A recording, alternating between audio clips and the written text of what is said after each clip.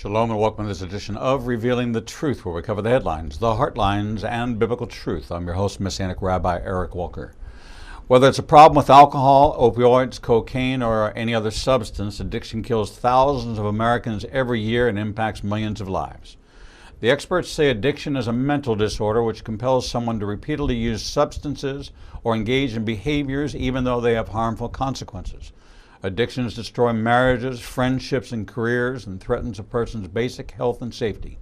Almost 21 million Americans have at least one addiction, yet only 10% of them receive treatment. Americans between the ages of 18 and 25 are most likely to use addictive drugs.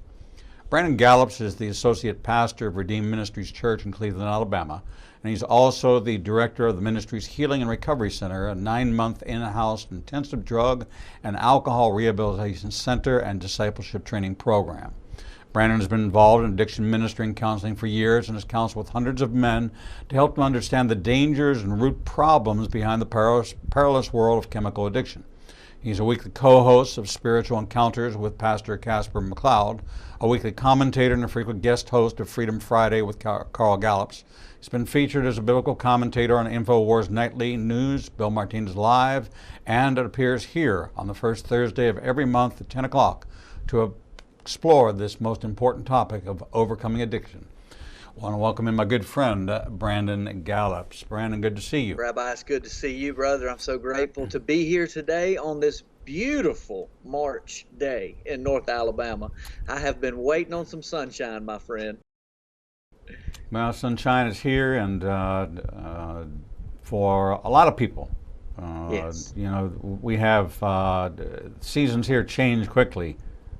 From one day to the next, and so it can be 75 one day and 34 the next, so we like it when the sun comes out. We do. It's good for the mental well-being, and that's not a joke. That's very true. It's amazing how much the weather and the sunshine or lack of sunshine plays into our mental wellness. There's something to the light, brother. We got to live in the light. That's it. It's the light that overcomes the darkness. That's right. Yes, sir. Yes, sir. You know, we've been talking about overcoming addiction for quite a while with you, and we do this every month because it's that important that we talk about. And I began thinking that I'm not sure that I have a very good understanding of the process and an understanding of alternatives, an understanding of what's really involved. Now, you have an active work program there where people enter your program and are employed, if you will, doing various jobs around your community or your church, and that's a requirement of your program that they be engaged in that. And I read through your application to see what it is that you're looking for, and there are certain conditions. You can't be a sex offender. You can't be convicted of certain crimes, although you do take people out of the judicial system in an alternative sentencing program or sentencing program. You participate with the court systems. But I don't know anything about are there oversight or regulations? Are there licenses? You know, how do you even start this process? And then how do you prepare for it? And what's the world of rehab out there? Is there, you see these Malibu commercials that you can go out and walk the beaches of Malibu and get healed of your addiction in this beautiful spa-like atmosphere, and that's got to cost tens of thousands of dollars to go to a facility like that. So really, for our audience to understand both how do we do it here in America, how do some other countries handle this problem, which we know is epidemic throughout the world. So maybe you can take us on a little journey through the whole concept and system of approaching rehab? Yeah, so there's a lot there, and if I miss something that you asked, just say, "Hey, address this." But so just to start off, Redeemed Ministries, we are completely independent and self-sustaining, self-functioning. In other words, we receive no state funds, no government assistance, and there really is no oversight to speak of because of that. In other words, if the government was funding us and giving us money, then of course they could tell us, hey, you have to do this, you can't say this, and we don't want that here. We want to be able to tell people about Jesus and preach the word from Genesis to Revelation, and not have to remove any of it because someone's feelings might get hurt. So for us, and listen, I can't speak for every state in the United States, obviously, is to say, hey, you can just do this and start a rehab.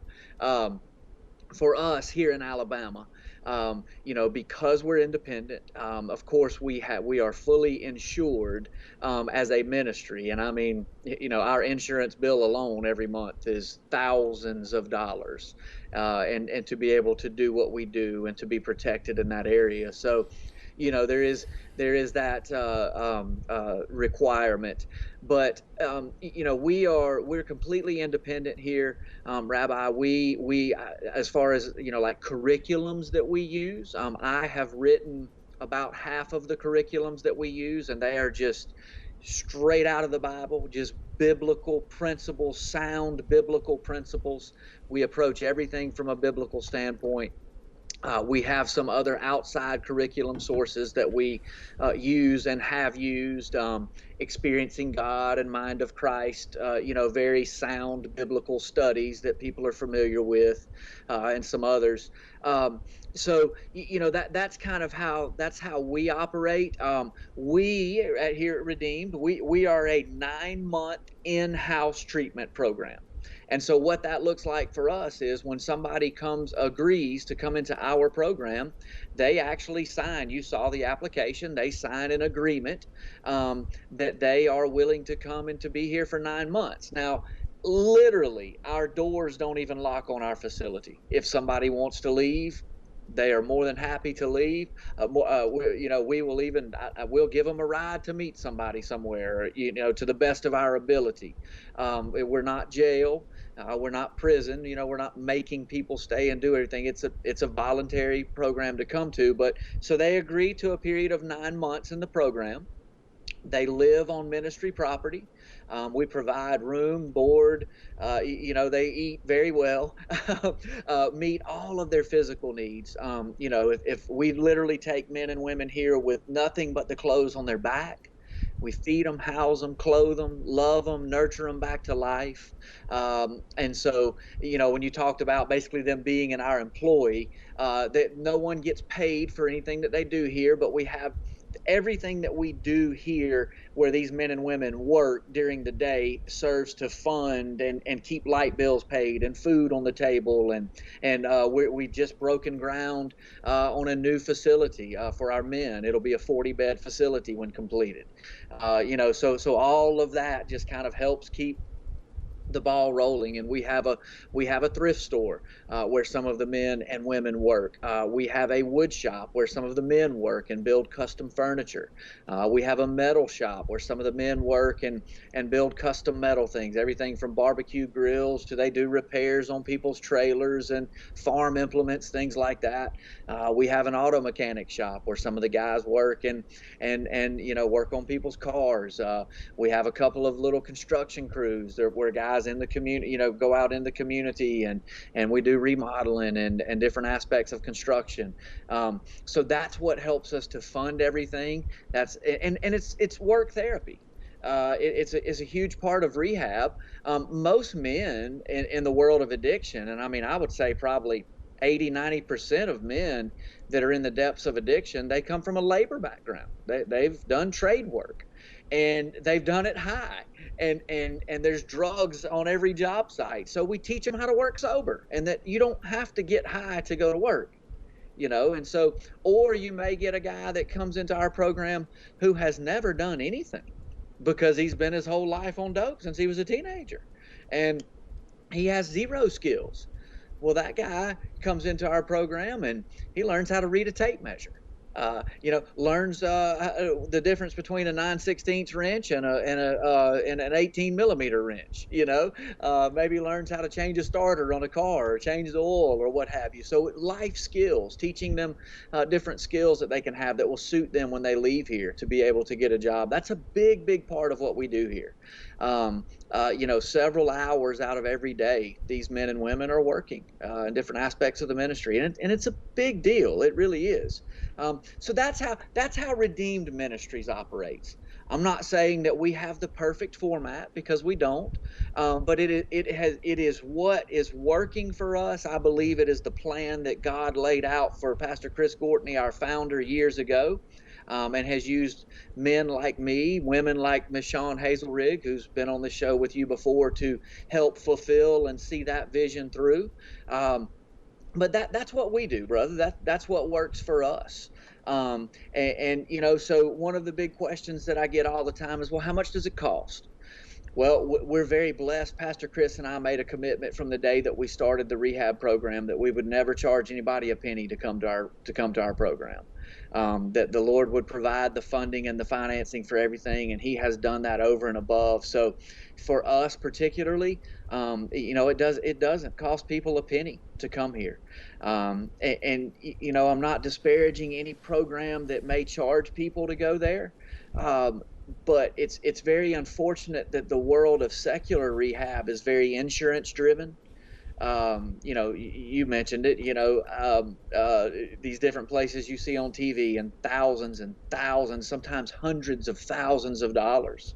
I remember getting a phone call one time from a parent, I believe, about getting a kid some help. And when I told them that our program was free, I mean, they just broke down. They said that they had been on the phone with a place in another state that was going to be $30,000 a month for their child to be there. Who's got that? Well, I mean, unless you're a millionaire, nobody does. And the reality is that most people caught in the depths of addiction, they don't have insurance. They're not working a great job with insurance and benefits. They certainly aren't sitting on piles of cash. To be able to pay for that. So I think it's a big deal that God has allowed us to offer a free program, and where people can work their way through and earn their way through the program. I think that's a big deal. And then as people near the end of our programs, we start working with them on life skills, how to fill out a job application, how to balance a checkbook, how to manage money.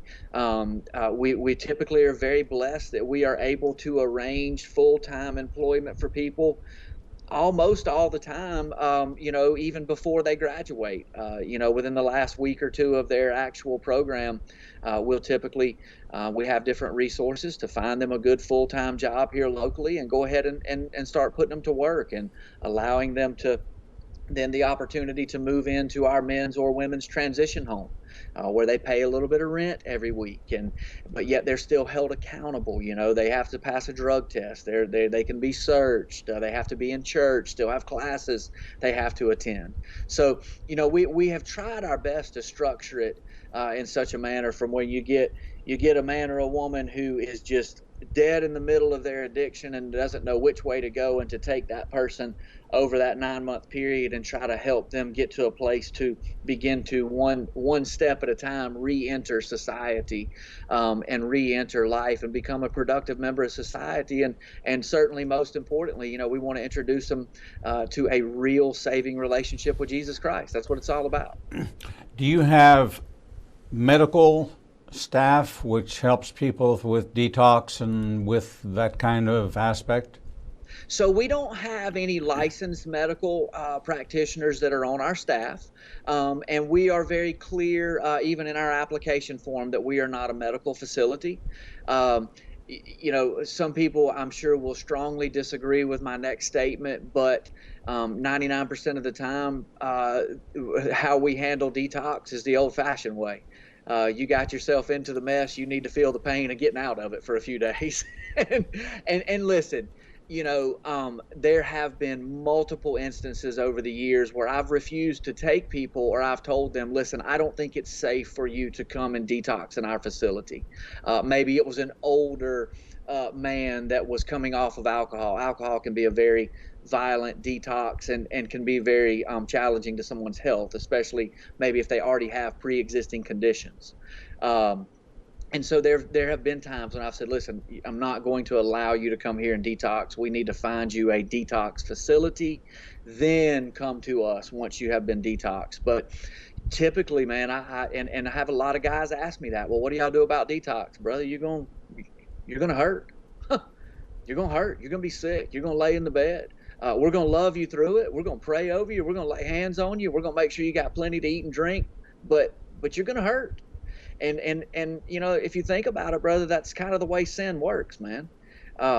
We pay the consequences for our sin. And when you see someone go through that detox and tough it out and fight through it, it means something. It means something to be on the other side of that.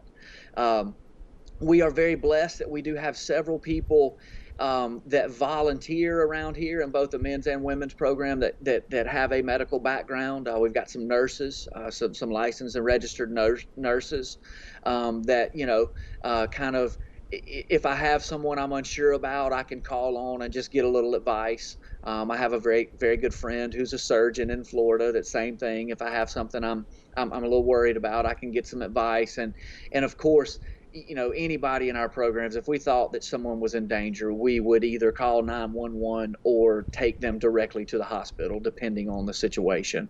And listen, we've had people that come into detox and begin making suicidal threats, and we handle that appropriately. I'm not going to risk someone killing themselves on our watch because their mind is going crazy during detox. We're going to get them the appropriate help.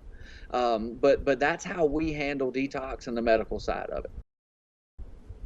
It's interesting. I'm looking at a chart and says, and all this information is available online, that for alcohol, for example, for the first 24 hours to 2 days, withdrawal symptoms begin, such as anxiety, insomnia, shaking. 3 to 5 days, symptoms may peak within 72 hours. Seizures, fever, hallucinations may occur. After a week, physical symptoms of withdrawal taper off, and after the first week, they may experience cravings until treated through therapy. So, alcohol is a little bit faster than some others, but people who on benzos or hallucinogens, Yes. opioids, can be months.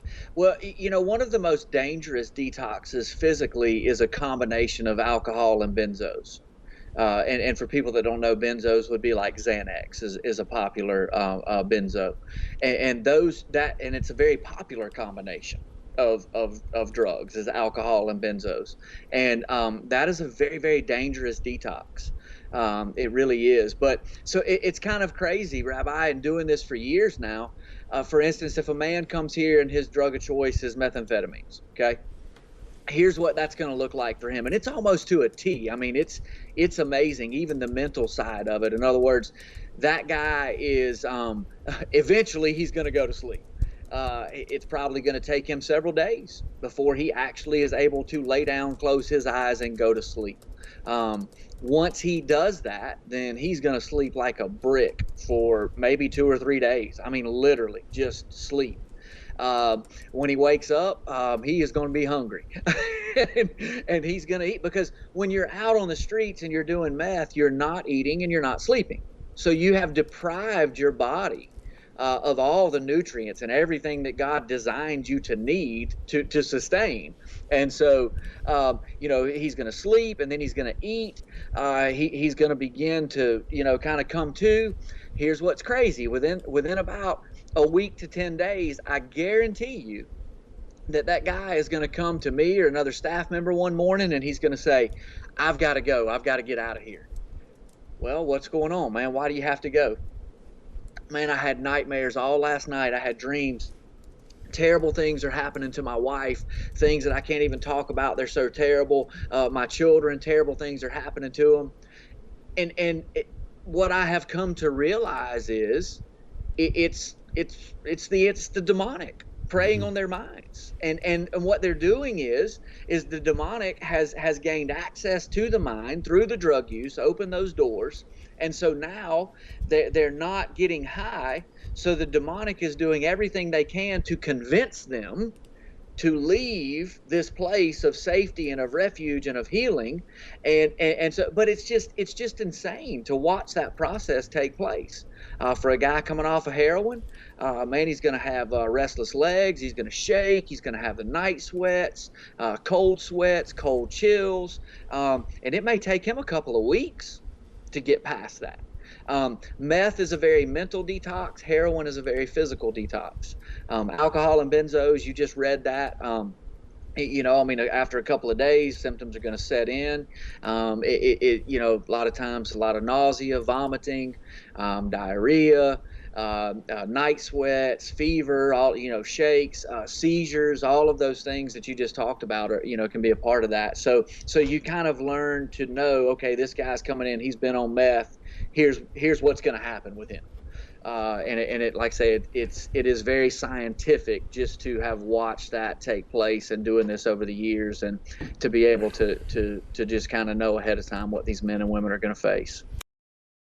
In your facility, do you kind of segregate based on stages? Are there groups of men who are at various stages of they're through detox, they're now in the program, they kind of move so that you aren't having somebody, their bunkmate is going through something they went through 4 months ago? So yes and no. In other words, as far as living conditions, we really don't, just physically, our physical size doesn't allow us to do that. We did do that, and then we kind of, just by necessity, had to turn a room that we used to kind of use into detox and put more bunk beds in it for men to live in. Now, once we get our new facility built, I believe that we will be able to do a little more of that. But now, as far as work conditions and what these men and women are doing during the day, yes, we have some protocols on that. In other words, we know when a man or woman comes in here right off of the street, they're not going to be able to be up the next morning and be in class and attentive and taking notes and be able to go and work and be productive in what they're doing. So we allow for that. We wouldn't take a guy or a girl who just came in the program the first day, for instance, a man, and put them on one of our construction crews and send them over out to somebody's house in the community to do a remodel job. That would be somebody who's been here a little while, who obviously has detoxed, certainly, but who has earned our trust and earned the ability to be out like that, and to be away from the facility. So, when the men and women are first here, they're kept right under our direct supervision on a ministry property 24 hours a day. Now, how does somebody get to the point of rehab? I know that through the court system, there's some alternative sentencing programs, working with law enforcement. I don't know if you get referrals from law enforcement or not, but a family, a person, do individuals get to the point where they recognize that they need help and on their own take the initiative, or is it usually facilitated by some intervention? Yeah. So I would say it's some of all of that. And just to touch on each one of those scenarios, we do work very closely with our local court system. I was on the phone at 6 o'clock yesterday morning with our local county sheriff here in Blount County, who I'm very blessed to have a very personal relationship with, and he was helping me with a young man and some issues, and kind of walking me through how to best help this young man get him sorted out. So we have people that are court ordered to us, that if they leave us, then it is our responsibility to immediately notify their probation officer, the judge, whoever, their community corrections officer, whoever, maybe DHR is involved, so all of those different avenues. And we have been able to gain very good standing with the court system because we have a reputation for doing that. We don't cut corners with people. If somebody is in our program and say fails a drug test, I'm not going to cover for them. I'm sending that directly to whoever has to go to.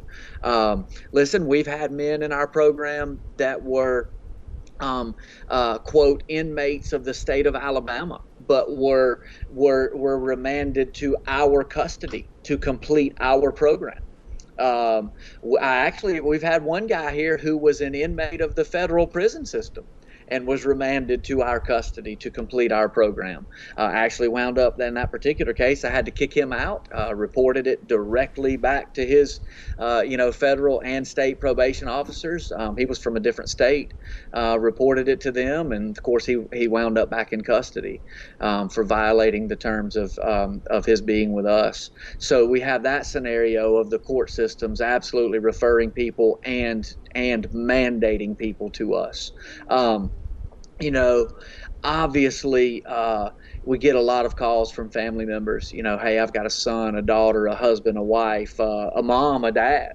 What can I do to get them some help? And that's always the toughest call, Rabbi, because here's a harsh reality. Until an individual wants help, there's nothing you can do for them. And that sounds like, well, you're just giving up on people. No, I'm not. My life is about helping people, and I'm not giving up on anybody. But Jesus also is very clear, even in the Word. He says, if you take your message to a town and it's not received, he says, shake the dust off your feet and move on to the next town. And what that means is, in other words, I could spend all my time over here trying to convince a guy that doesn't want help that he needs help.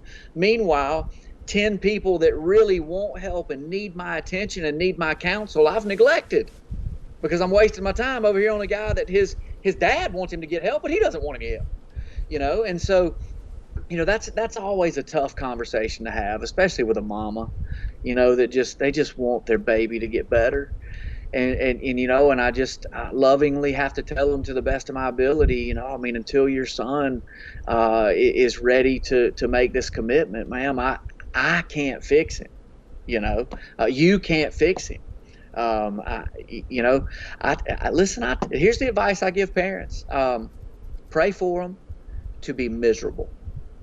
Pray for God to do anything short of death to get their attention. I'll give you a real life example. I had a mother that was calling me from another state, and want my son to get help. Well, we tried to get him some help, had to kick him out one time. Well, I want him to come back, and we would have allowed him to come back, no problem. And she called me one day and she says, I just don't know if he's going to do it. She said he sold his truck and he's got a couple $1,000s in his pocket. I said, I'm going to start praying that he gets robbed tonight. I said, that's what I'm going to pray. I'm going to pray he gets robbed tonight. She says, I can't believe you would pray that about my son. I said, ma'am, he's got thousands of dollars in his front pocket and he's an addict. Do you want him to die of an overdose? Or you want him to get beat up and all his money taken? And so sometimes those conversations are well received. Sometimes they're not. But Miss Shawn tells them to pray that people pray that they get rocks in their bed and can't sleep. So, it's just a person has to, we always use that phrase, rock bottom. But it's so true. A person has got to get to rock bottom. And isn't that even true for most of us? Where did we truly find the Lord at? In our darkest, most miserable place. When we truly got to that place and cried out to God and said, I can't do it. I need a Savior. And so now to move on to an individual, yes, we get individuals that contact us and say that those very things, man, I'm tired. I'm sick and tired. I've been doing this for 20 years and I just want something different. Can you help me? And that's where a person has to be, honestly. That's where they've got to get to truly have a life change. We're talking with Brandon Gallups, as we do on the first Thursday of every month in the 10 o'clock hour. We're talking about overcoming addiction. It's a global epidemic: drugs, alcohol, marijuana. Whether or not you think it's a gateway drug, you don't think it's a gateway drug. A drug's a drug. Anything you put in your body which alters your chemistry is a drug. And God has given us natural remedies for things. And you say, well, you know, this is a plant, comes out of the ground. I've taken in my lifetime plenty of things that have come out of the ground that were unnatural experiences. And so, as Paul says, everything may be lawful, but not everything is beneficial. And we have to come to a clear understanding of this temple that God has given us to secure for housing for the Holy Spirit to take up residence in, to understand what God wants for wellness and health and mental health. And drugs, alcohol poison the body and confound the mind. And that leaves you open to an open door to all of the demonic activity that most addicts experience. We're going to take a short break, and when we come back, we're going to continue this discussion of kind of educating ourselves on addiction, on recovery, on what some programs are like, insurance, and what the process is, and what the expectations are, and really kind of understand this so that we can have a keen ear when we have a friend, relative, someone we know that's going through this, that we have some understanding and can give some direction and point them in the right place. We're going to take a short break, and we'll be right back. Shalom. I'm Messianic Rabbi Eric Walker, host of Revealing the Truth, Revealing the Bible, and Revealing Prophecy, seen every week on the Igniting Nation Broadcasting Network. Our daily on-demand programming is available on our Apple and Android apps and on Roku, Apple TV, Amazon Fire, and Android TV. We broadcast live Monday through Friday through our apps, on our website, ignitingnation.com, and on Facebook Live. You can listen daily on our audio platforms on Spotify, iTunes, TuneIn, and iHeart. Our lineup of best-selling authors bring you the most in-depth biblical insights into the most pressing issues of our time, including prophecy, Israel, spiritual warfare, and a wide variety of contemporary Christian issues impacting the body of Messiah around the globe.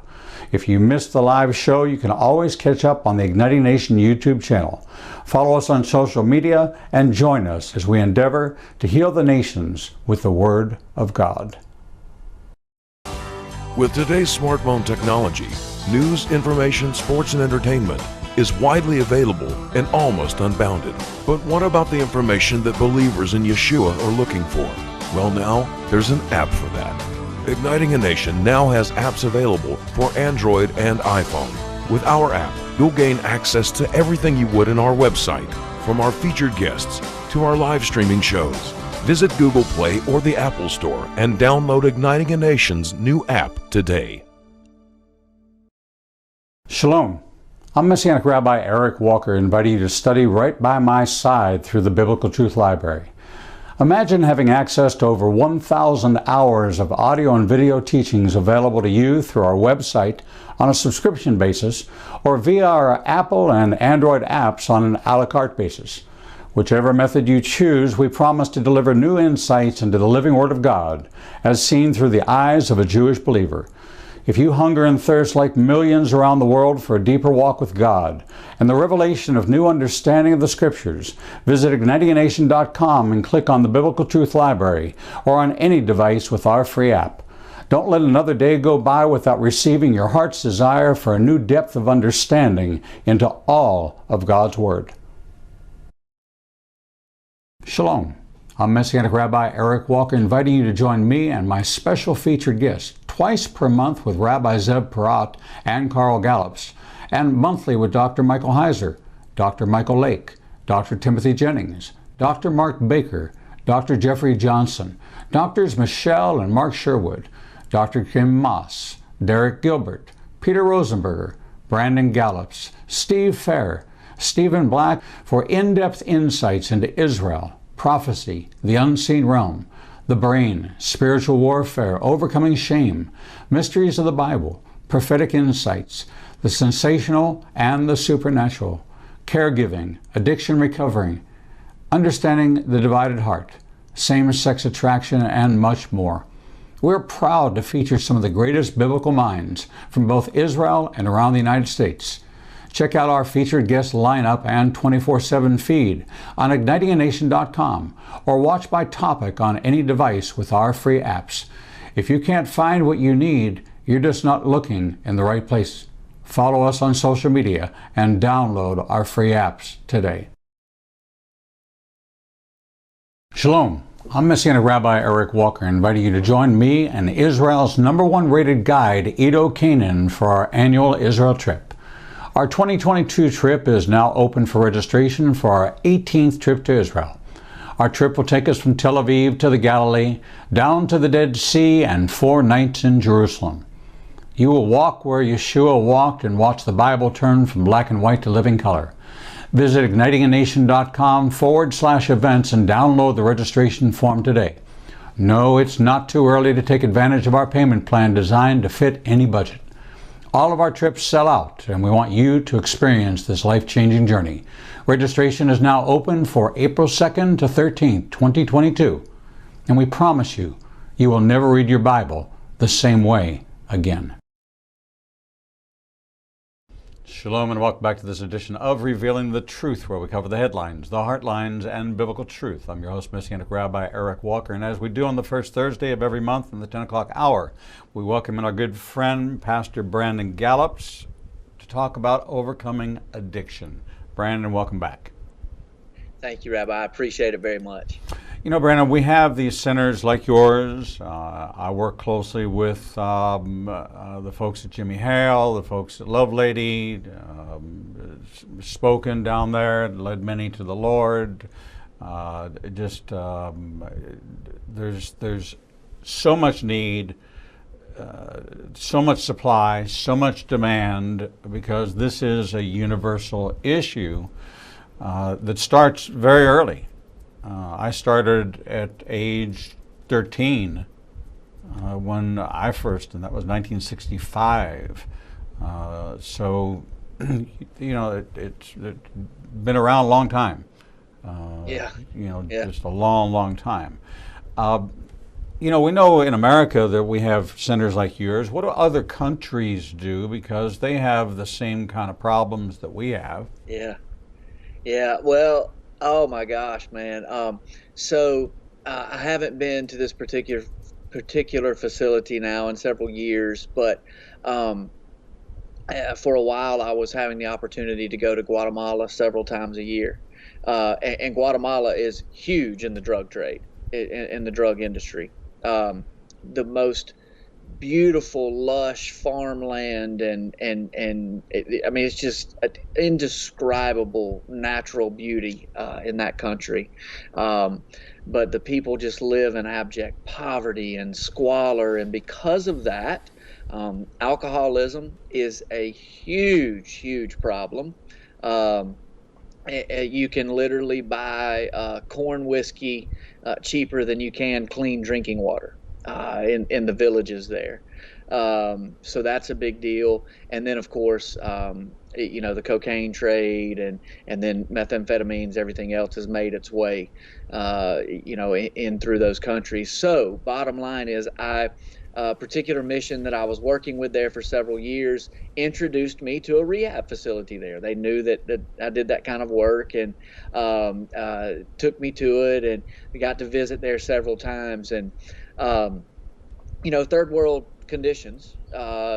So you can imagine. But here's how they handled it, brother. They had a facility that could house, if I remember right, they housed somewhere between 50 and 60 men, and they had 3-tier bunk beds, okay, that would sleep, obviously, a person on each bunk.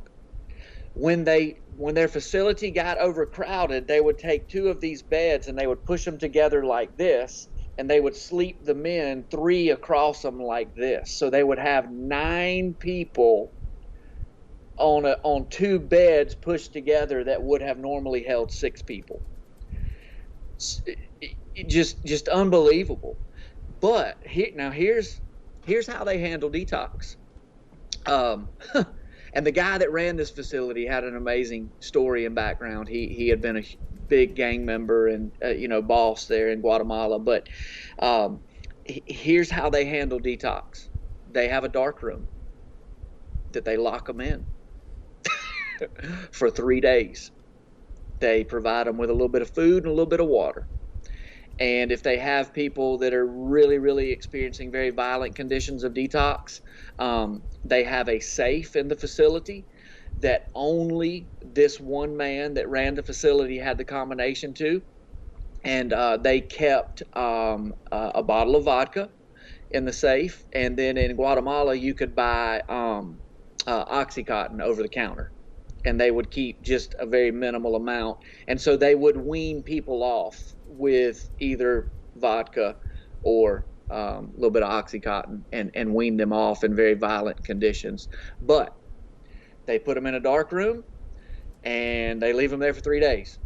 A little food, a little water. After 3 days, they take them and they shower them off and begin to introduce them into the population of the facility.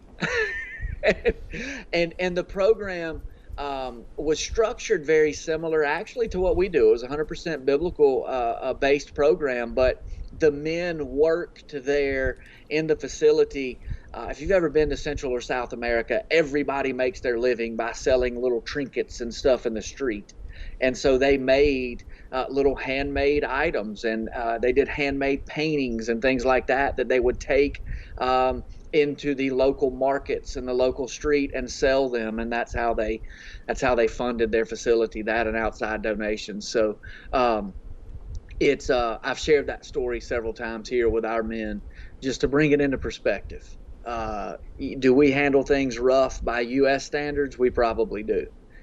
But it can get way worse. It could be way worse. I've also had the pleasure of working with a women's facility in Peru, where, well, I don't know if I'll ever get to go back there now because of the craziness of our world, but up until last year, I've been going to Peru at least once and sometimes twice a year for several years.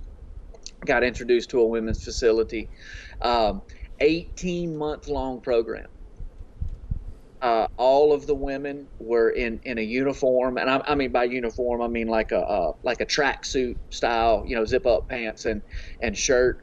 Every one of them dressed alike, would walk into a room in a single file line, sit down in an ordered way, would not speak to any of us men unless they were given permission, so just very structured, very ordered.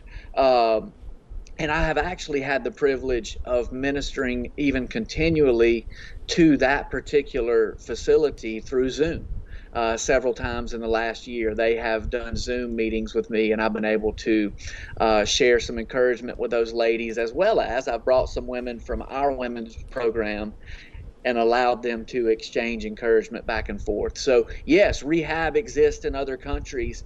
And in my experience of Guatemala and Peru, it kind of goes with the standard in those countries. In other words, Guatemala's third world in the most of that country, and the facility that I dealt with there showed it.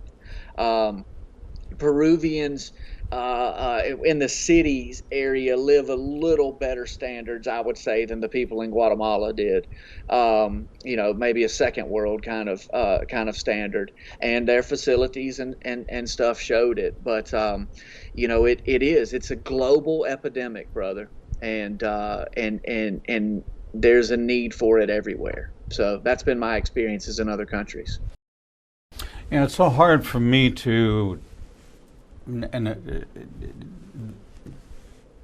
it's only by the grace of God, because in the corporate world I took people out for drinks every night. I've been exposed to every drug there is, and have used every one, with the exception of heroin, in my lifetime during the hippie years. But never an addiction, never a desire, never none of that. I don't like alcohol. I've never had it in my home, so it just hasn't been a part of my life. So it's kind of hard for me to relate to people with problems. But my father was a 3 martini a day guy. Mm-hmm.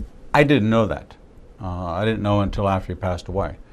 But he was a regular drinker and a heavy drinker, and is what ultimately caused his death. But he was covering a depression, and so as we began to kind of look at his life, he was a depressed man, and this was his drug of choice to cover the triggers that triggered his depression, the success he didn't have that his friends had, and that was very hard for him. But how much of this is genetic? How much of this is a predisposal? I mean, are there genes involved in the world of addiction? Yeah, I think we would be foolish to say no. Because obviously, even the Bible addresses generational sin, and then look at what the latest greatest studies in genetics and epigenetics are showing us, and obviously that can be a slippery slope, because I do not believe because a person's dad, granddad, great granddad were all alcoholics that person has to grow up and be an alcoholic and they don't have any other choice. I would never lead someone to believe that. Unfortunately, that belief system gets relayed in a lot of the world of secular rehab, that you were born this way, you're inherently broken, and you always will be. Here, take this pill and treat it. That's so. But yes, genetics does play into it. But the cool thing is those same genetic studies and epigenetic studies show us that the simple way I describe it is like a light switch. I can turn the switch off over here and turn the lights on and off. And that's what happens in our generations, is switches get turned on and off inside of us that, yes, predispose me to alcohol or drugs or pornography or, sexual sin, homosexuality, all of those things. They do, but those same studies show us that we have the ability to flip those switches back the other way and to reverse that, which is where generational blessings then come in. Right. To our family. So yes, absolutely. I think that genetics, listen, and here I can prove it. Okay. A couple of dozen times now, probably over the years, I will have dealt with men or women that were removed from their biological mother at the moment of birth, never knew them, never laid eyes on them, never spent one single waking minute with them, but absolutely repeated to a T the life cycle of their biological parents. How does that happen? Well, that's generational sin. Right. And then when we dig into that and then begin to expose that, well, yes, this is what I've been able to find out about my biological parents. My mother died of an overdose at 25. My dad was died in prison, whatever the situation. So then we can deal with those things on a biblical and spiritual level. Okay, have you ever prayed against these things? Have you ever prayed for these generational iniquities to be removed and to be broken off? Have you ever renounced the occultic things your parents were involved in? And again, there may be people listening that think that I have lost my mind right now. Not at all, because they've heard it. My daughter's adopted. I adopted her at birth. Right? I received her in the delivery room. At 21, she met her birth mother, and her birth father died of a drug overdose. And so we know little parts and pieces of her background. She's never had any of those problems. She's been nurtured well. Naturally, she certainly has dabbled, but nurtured wise, knows right and wrong and excess and non-excess, and But she has friends that have literally said the first time they did something, the first time they took something, they were addicted to it. It was a one-time event, and all of a sudden they were hooked. And they say the drugs of the '60s and the drugs of today are light years apart. There was just none of that even in my hippie life of using recreational using that we had anybody who was an addict. Yeah. Well, I mean, you think about it, man. I mean, even, you said it earlier, about marijuana. Well, it grows on a tree. Well, not anymore. It doesn't. It's made in a lab and coated in chemicals, Right. And I'm not advocating that if it were truly grown on a tree and picked that God put it here for smoking and staying high. He didn't. He put it here for some reasons, and that's a whole nother topic. But, the methamphetamines of today, man, they're made from a concoction of chemicals that if you took any one of them individually, you would die. And you mix them all together and a certain chemical reaction take place, and it puts people out of their mind. What would we expect it to do? Look, heroin is a plant-based drug. It comes from the poppy plant, but now we're mixing in this synthetic with the fentanyl with it, and people are dying by the tens of thousands from overdoses from it every year. So I think there's some truth in that. Not that the drugs of the '60s were okay, because they certainly weren't. We're reaping the consequences of the free love, free drug, free sex movement of '60s and '70s now. Even in our churches, we're reaping those, the consequences of that. So, but the potency of and the chemical differences now, I don't think anybody could argue with that. No, one of the favorite stories, of course, is Dr. Michael Brown from LSD to PhD. That's true. It's his story, and he went from being a heroin shooting, LSD dealing drug dealer to being one of the greatest Jewish apologists on the planet today. And God got a hold of him. So we know the power of prayer, the power of what you're doing is life-saving and life-changing. And that's why we bring this out and we talk about this and we try to bring it out in the open. And this is a biblical solution, a biblical approach to healing and to dealing with what the enemy wants to lie, kill, destroy, and take part. If you understand the demonic realm, these are spirits looking to inhabit a body. And you are the vessel when your body is inhabited by this. And that's the difference between possession and oppression. And you can move into deliverance, cast it out, and still be oppressed by it.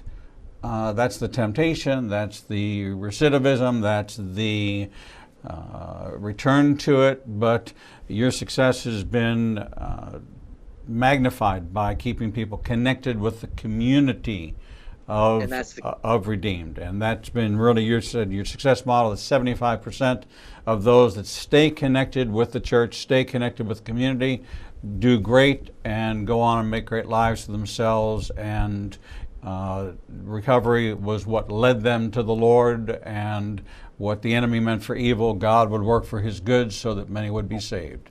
And so that's the vision you have, and we share that with you. And that's why we cover this every month here on the first Thursday of every month with Pastor Brandon Gallups on overcoming addiction. My friend, thank you as always for enlightening us and handling our lack of knowledge for something that's so critical in this time, in this season, that we do need to be educated. We need to be aware of how this works, because everybody's life is being touched by this somehow. Absolutely. Everybody's life. And so I thank you. Leading us in this conversation today, brother. I'm so glad that we did this. I hope that some folks that watching have received some benefit from it. Praise God. All right. Well, thank you so much. God bless you, your mama, Pamela, your daddy, Carl, and my good friends. God bless you. Love you, brother. Love you too. Thanks. We're going to take a short break, and when we come back, we'll bring you the next edition of Revealing the Truth.